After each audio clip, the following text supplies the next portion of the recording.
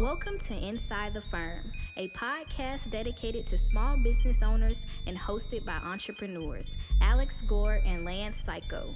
Each week, they take you on their journey of how to start, run, and grow a business by bringing you inside their architecture and real estate development firm. Get a behind-the-scenes tour of how these business leaders manage their clients and foster company culture while creating new and innovative projects.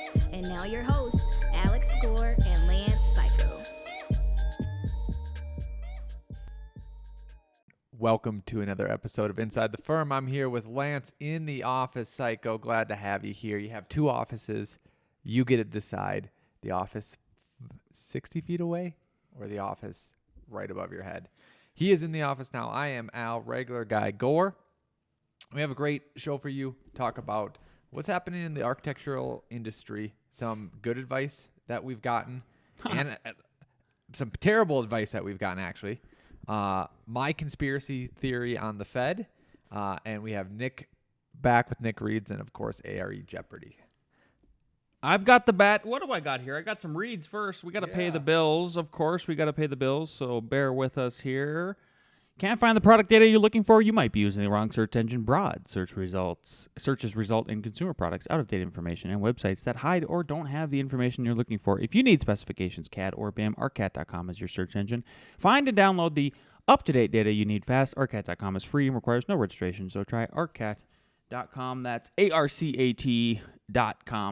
Check them out. Last, and certainly not least, I need you guys to head over, check out Duratherm.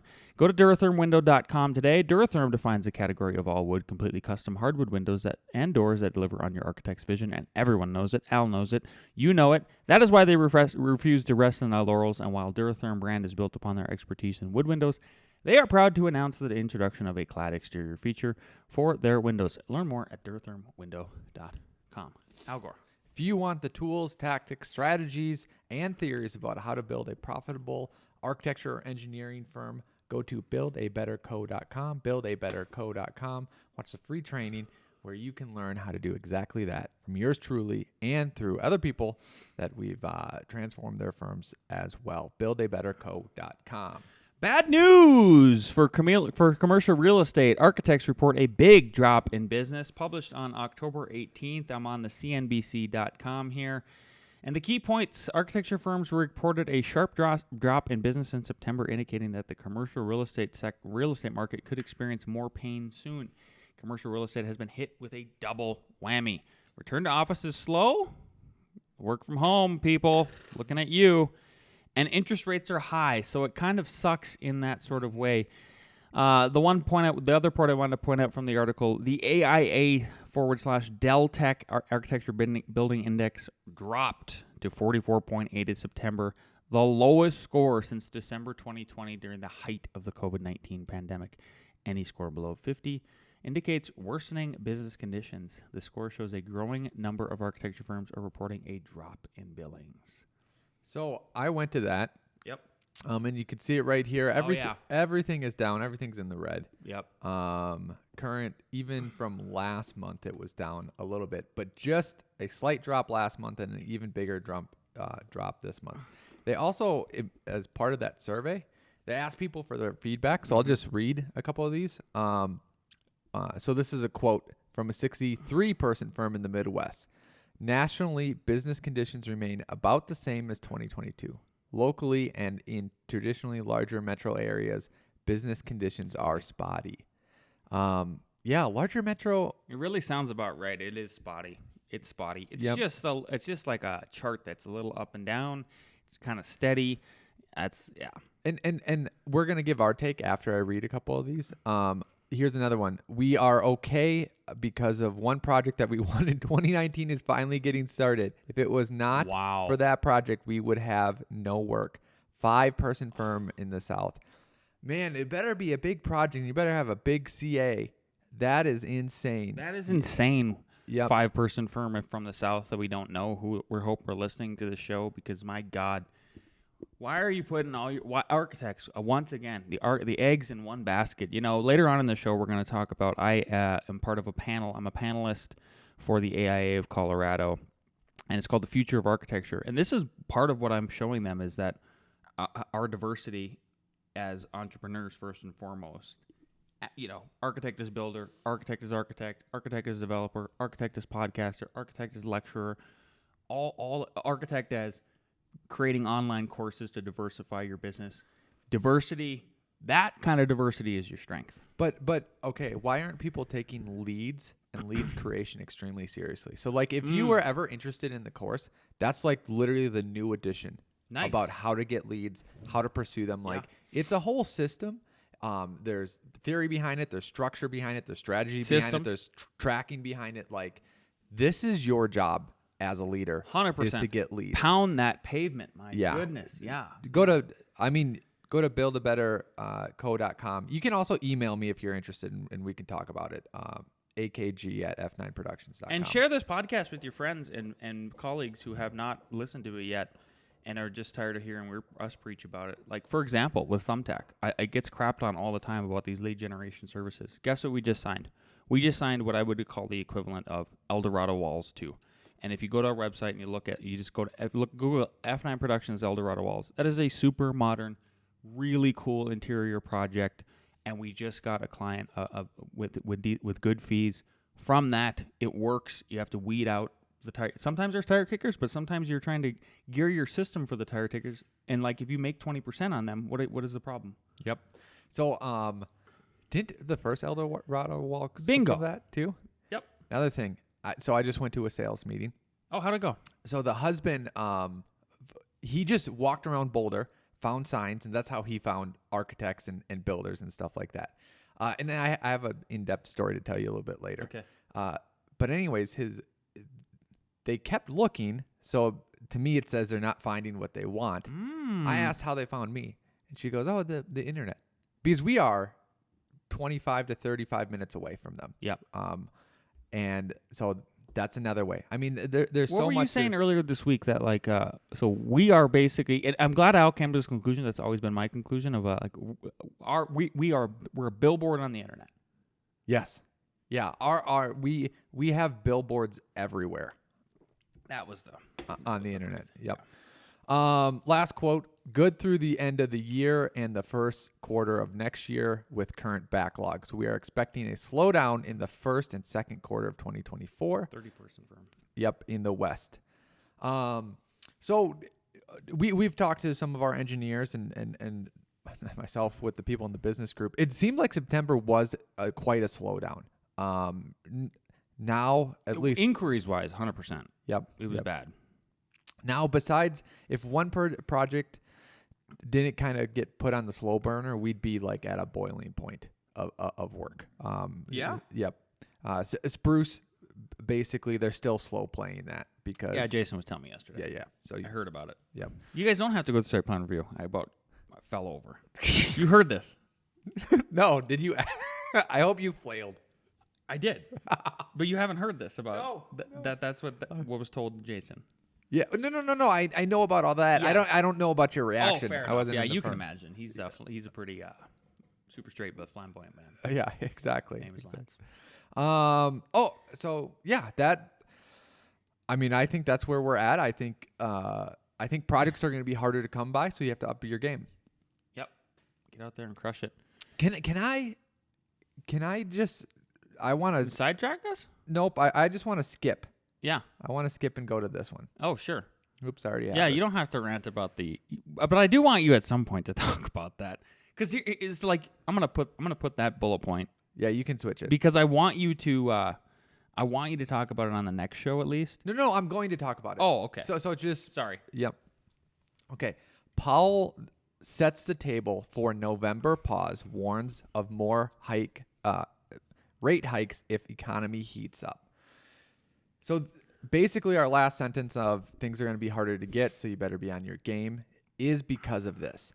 He signaled that the central bank could hold rates steady at the next policy meeting, but warned that inflation is still too hot and that more interest rates increase are still possible if the economy stays surprisingly hot, right? So back when they started raising rates, I was watching recaps of him, like literally word for word, rather than people just paraphrasing what he would say. And he kept saying higher for longer, and they kept asking him, especially because Republicans kept asking him, don't you think you should tell the government they should stop spending? Because doesn't that make your job harder? Right? And he kept repeating, I don't tell senators, congressmen, and presidents what to do. That's not my job. Okay. Okay? Not in the job description, Jerome. Not in the job description. Fair enough. Okay. But it's pretty logical if you follow any reasoning that Just A to B. that it does make his job a lot harder. Absolutely. It seems very basic to me. This is a basic just... Yep. And logic. one of the other things that they won't say outright, but they'll say out of the side of the mouth, and we know what it means. One, they want to cool the labor market because they want to cool what do they call it? Income inflation. The way to cool income inflation is to have people be laid off so you don't have to pay people as much. So the Fed right now is actively trying to get inflation higher. This is not an opinion. This is an absolute fact, right? Which is devastating for people. Yes.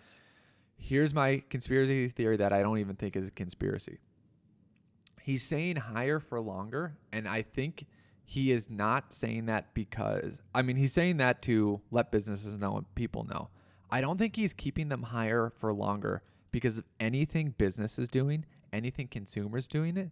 I think he's doing it because he has to send the government a signal. He will not lower rates unless something breaks or the government stops spending money, because the government gets their money by the Fed, and we're already spending 30% of tax dollars on interest. On the debt, yeah. On interest. Just on the interest. We're not even paying down the principal. We're Yep. not even paying down the principal. So literally that's why it's up. Like, that's why things are you can't buy a car for a decent rate because the loan rates are so high. You can't buy a house. That's why I know builders aren't building because land prices, the land people, this is what I heard from the horse's mouth, they aren't lowering their prices, right? And then now they have higher interest rates. Literally, the verbatim word from a developer that we worked with way in the past said, nothing pencils out.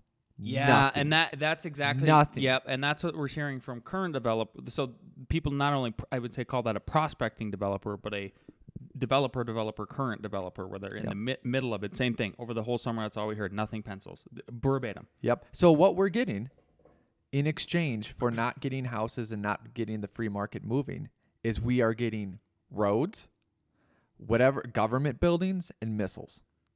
Yeah. That's what we're getting. Pretty neat. Yeah.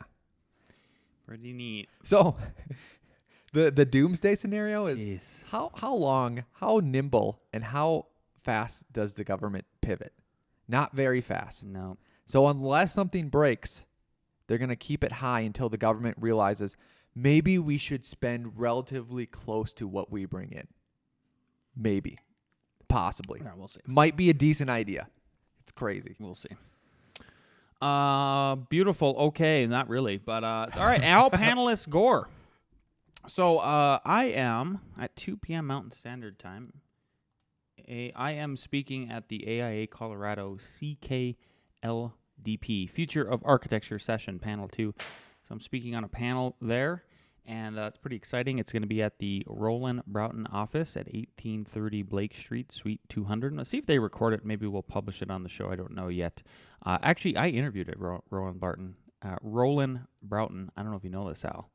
And I don't think it was the Aspen office. I'm pretty sure it was the Denver office. And now it's coming full circle. Your boy is giving a little lecture there. So they've got some panelist questions, and so we're going to ask Al. Let's see if we can burn through these. Ready? Okay. In what ways do you believe your firm is preparing itself to be a leader in the future of this industry? Leads. Leads. Unpack it a little bit. Because if we get leads, then we get clients, then we can influence the built world. And if we're influencing the built world, we're influencing the profession. And we're leading it. Yeah. You got it. Number 2, what are some of the things you are currently doing to prepare yourself for what the future of architecture may bring? Leads! Wow, this guy. Number 3, in which I'm sure we can all agree that sustainability is the present and future direction of this industry. In what ways are you and your firms implementing design principles and standards to ensure a more sustainable future, Al Gore? There's actually there's a two-part thing. One is a strong advocate for basic fundamentals, meaning 2-foot increments, Yes. solar orientation, decent insulation strategies, sometimes passive cooling. The basics. The basics. Cover. Energy. Take care of recovery. 90% of the base. Can we take care of 90% of the basement? Yep. The basics Yep. from the beginning. Yep. And then a strong advocate that the actual only future for sustainable energy and clean energy is nuclear. And to know that and to say it loudly and proudly. Oh man, should I make their heads explode today, guys? Yep. And say that. And then yell. And I'll go micro nuclear too, because Yeah. it's got to be localized. Yeah. Part of it. And say, I have a group. The slogan is nuke the world. Nuke the world. Number 4, what are some of the things you did as a young professional to put your future self in the best position to succeed? I started sketching and drawing floor plans and elevations. Probably how old you are in 6th grade, 5th grade, Yep. something, whatever that is. I don't know, 10 maybe. And then I volunteered for Habitat for Humanity. I got building experience. I took so many different drafting classes. It was insane and was just focused immediately from the beginning. Yeah, I'd say the biggest thing that both of us did is discipline equals freedom. We were always the people that showed up first to studio, left last, controlled our drinking and partying in college, and took some crushed it. time for me. Yeah, that's fair. Took all of us some time. Who are some of the leaders inside the industry you've looked up to and why? Ooh, I look up to the Starchitects. I do like them. I think they're pushing design and stuff like that. I think that some of the zeitgeist is maybe not looking up to them in the sense of they want sustainability and diversity and all these other things that Buzzwords. Yeah, all these other buzzwords. So honestly, old school Starchitects. I don't know if that's the best answer. Mine would be, so I'll jump in here. Mine would be the architects who had the balls to take on the master builder position. Frank Lloyd Wright, the modern father of that. He was out there showing them literally the rocks, like Taliesin and West, for example. This is a goose egg. This is some other thing he would call it. Yep. And pick them out and really understand the building materials and pushing it to the limits in that way. And then Jonathan Segal out in San Diego, 100%. Huge one. Because what his practice is exactly. He's freed himself from the anxiety of clients, and and that's his position, not ours. His was like, I don't want clients to I'm the client, so he's put himself in that developer position. Yep. In that kind of way. I want to circle back to the question about what you did to set yourself up for success, because some of that question might be geared towards young architects in training rather than middle schoolers, right? Mm-hmm. I doubt there'll be many middle schoolers there.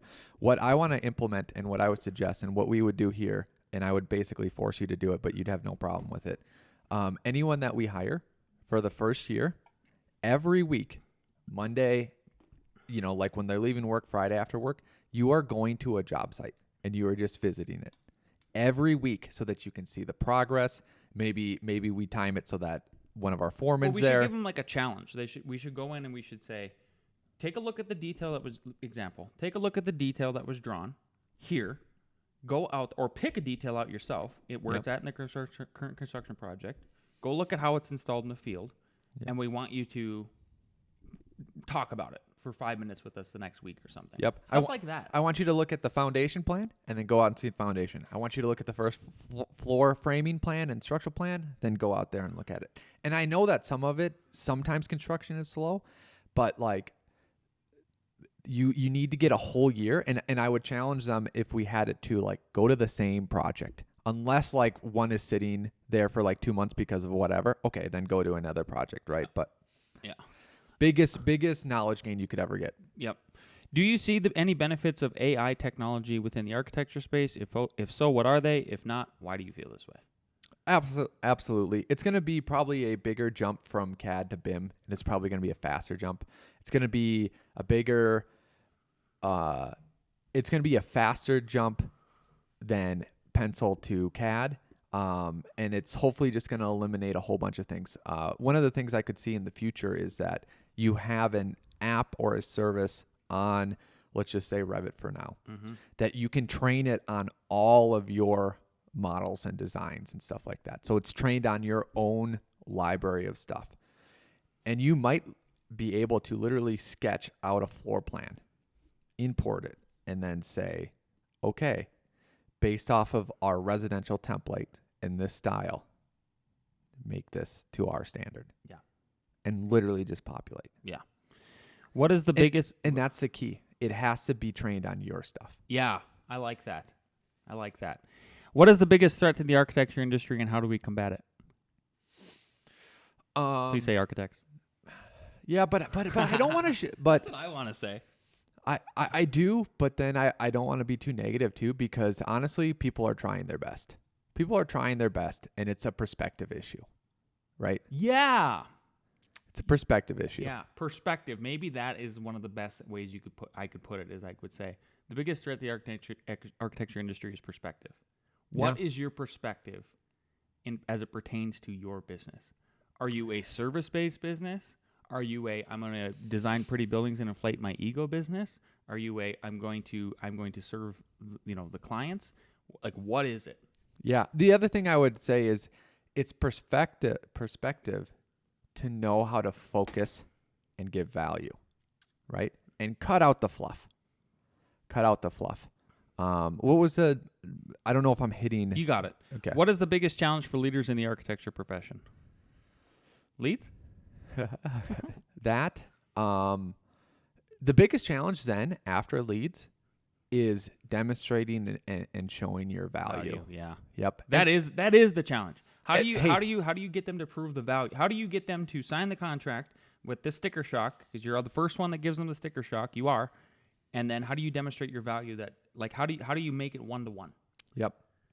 Here's the other biggest threat. Building departments and bureaucracies. Thank you. Honestly, it's a huge threat. That's one of the biggest threats to the architecture industry, because it's a big threat to the real estate industry as a whole. And if the system is gummed up to where we can't get through it. Yep. Your buildings are going to die. So here's an example from literally Building a Better Company Group. This is in the East Coast.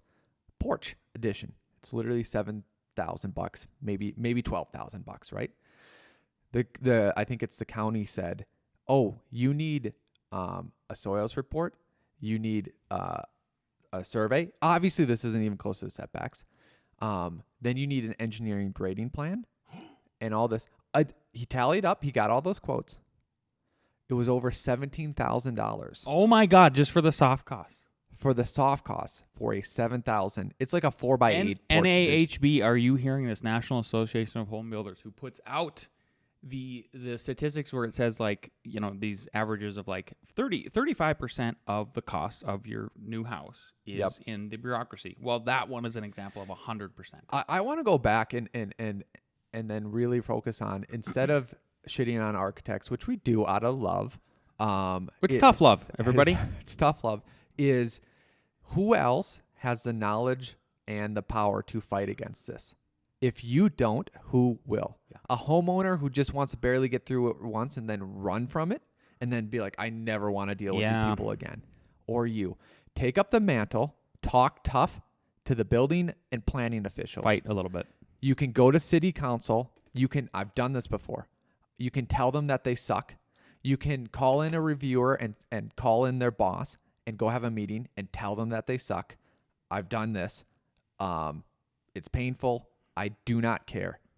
You're literally threatening human civilization. 100%. It's not a joke. Yeah, I get how some people might think that's hyperbole, but it's 100% true in that sort of way. Let's see, what question are we on here? What are some skills you think we as future leaders need to develop? Okay, I'll answer that. Text the group and tell them I'll lean when we're done. Okay. Future skills. This is it's going to go back to leads, getting actual work, and then actually knowing how to run a profitable, smooth firm. And here's what I'm getting at. That was me. Yep, I know. Mr. Blingy. Here's what I'm getting at is that I think a lot of architects and high-level architects cover up their inefficiencies through just high fees. They cover it up. Look at Right? This guy is killing today. And I'm very serious about it. I know. Meaning, like, I've heard a story about an architect covering some construction costs because I think they were literally in CAD and, like, the floor plan boxes didn't match. Didn't line up. Right?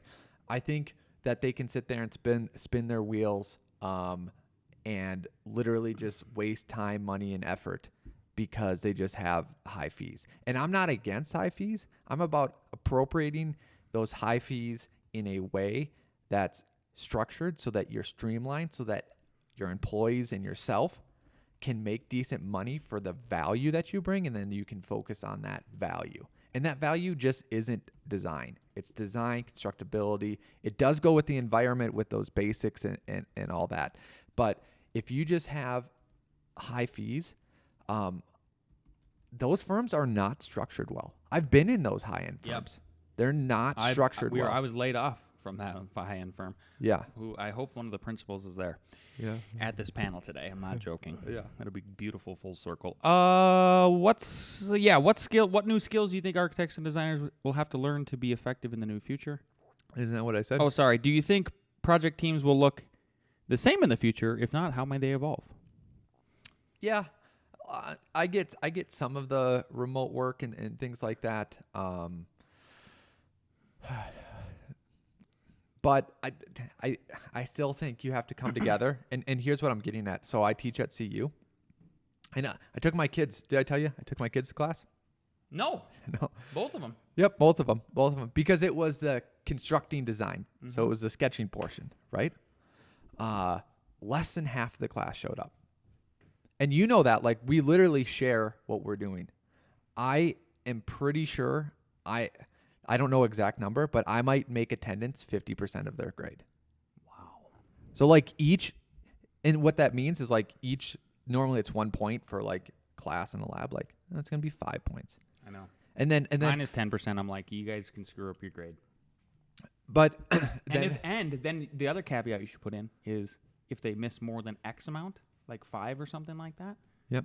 Like, then you can say you're dropping a whole grade. ENVD makes this all possible. I told you about this, but we can talk about it. Yeah. But I want to make it 50%. And if they argue back, which is easy, like, do you think I drive down here and I show up for me to record a video and for you to watch it?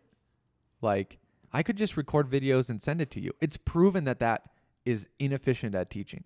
It's proven that that's not a good way to learn. Yep. So it's going to be 50% of your grade. Yeah. And no, it's so funny. Remember, who was that libertarian for president who smoked a little too much weed and didn't know Aleppo for like half a second? Gary Johnson. One of his great things when he talked about when he was running for president is he's like, well, with business, he made a great construction firm, 100-person construction firm. Crushed. Yep. Started installing closets and crushed. Yep. And then his first step was showing up. Yep. And that like subs to get to we went Al and I went and saw him in person when he was running, and it was a before he started smoking all the weed. I think he was too much weed. Way too much. Before he did all that and like ruined his brain, literally on the campaign. The guy was high on the campaign trail. It was unbelievably disgusting.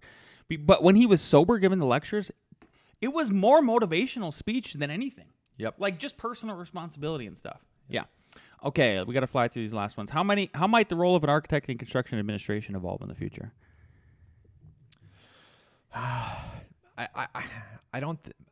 It may or may not evolve. If you have a good contractor, it probably won't. If you dabble in the construction field, it should evolve. Meaning, I just saw a very high-end house from an architect that knows how to design, and the people in the field were trying to figure out the HVAC. Oh no! And here's my thought process. The contractor isn't going to bitch and tell the architect that he sucks because he gets multi-million dollars home from this guy. And he's at like 20% minimum. Yep. So he knows, hey, with these architects, I just got to figure out the HVAC after the fact. There's nothing I can do about it. I just bite the bullet. If you are an architect and a builder and you actually have to deal with that, you go, there's no reason why I should be having to deal with this headache when I know my staff in the architecture firm can spend 6 hours with coordination and it's all solved, and I don't have to cut through things and blah, blah, blah. So that's one way I'm Perfect. hoping. I love that. Post-pandemic, we saw the world of remote and hybrid work become more of a necessity than ever before. Do you think this format of work is here to stay? Yeah, but I think it needs to be hybrid. I don't think it can be totally remote. I think they're going to lose out. Yeah. They're going to get out competed. Yeah. We have all heard the phrase, history always repeats itself. What is something we as future leaders should learn from and do better in the future? History already repeats itself. I like to say it rhymes. History rhymes more than repeats. Like, it's close. It's never 100%. Yeah. And so, I'll lead you a little bit here. We keep talking about the Fed. We keep talking about the interest rates. We keep talking about the various pressures. So it's not exactly 2008, but it's certainly kind of rhyming with those factors. I agree, and this is less architecture, but more the government that relates back to architecture. All governments, before they die, they get over bloated and over bureaucratic. Yeah. That is what's happening, and it kills the whole system, and it kills architecture, and it kills whatever industry that you're in. It is absolutely crazy that this is seen, known, understood, and not acted upon to change. Yeah, it's madness. It's madness. Last one. As you hire and also teach the next generation of architects, Al Gore, what trends do you see emerging from the university setting? I actually see more trends of university actually trying to get more practical. I know that there's all this woke nonsense, to be completely honest, and a good portion of it is nonsense. I mean, we could sit there and argue about it, but we don't actually need to, because they are doing a decent job of thinking about how to be practical, how to put skills and knowledge in students. They're hiring people like Al and Lance.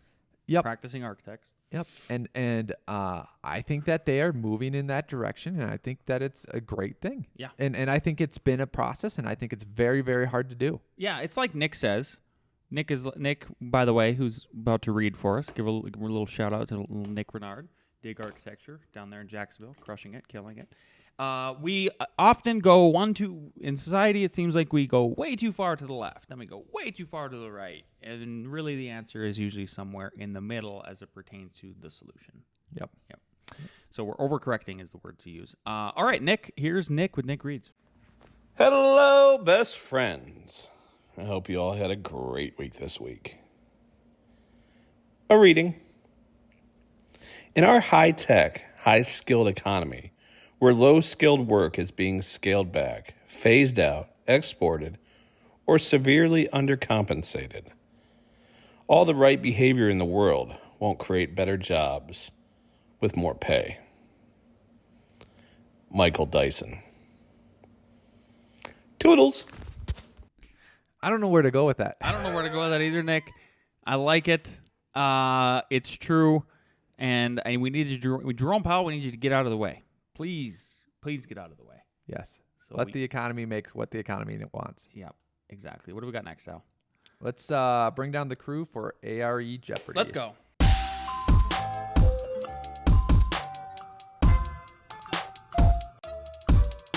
Question number 1. In which architectural style would one expect to find ornate decorations, dramatic forms, and a strong emphasis on grandeur and opulence? Would it be A, Baroque, B, Gothic, C, Modernism, or D, Rococo? Rococo. Both of you are wrong. Baroque. Stamps. Stamps, please. Ornate, though. Yeah. Okay, number 2. Which of the following materials is commonly used for load-bearing structural elements in contemporary high-rise construction? Is it A, timber, B, steel, C, brick, D, concrete?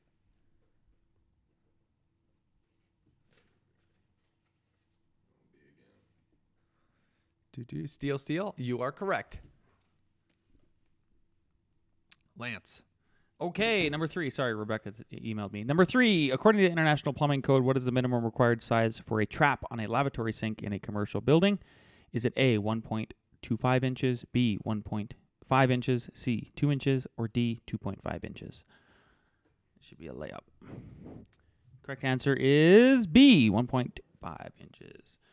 According to the International Residential Code, what is the minimum required height of a handrail for residential stairways? Is it A, 28 inches, B, 30 inches, C, 34 inches, D, 36 inches?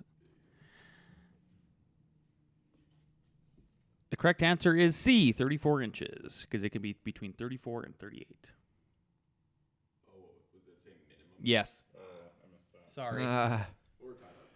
Are you tied? Okay, tiebreaker. Okay, I'll watch for. Okay. According to the International Building Code, what is the minimum required fire resistance rating for the structural frame of a Type 2A building? Jason, 1. where are we going? To a restaurant. Okay. Nice. All right, we got a jet. If you like this episode, you know what to do. Positive comments. Leave us a 5-star review. We'll see you next week.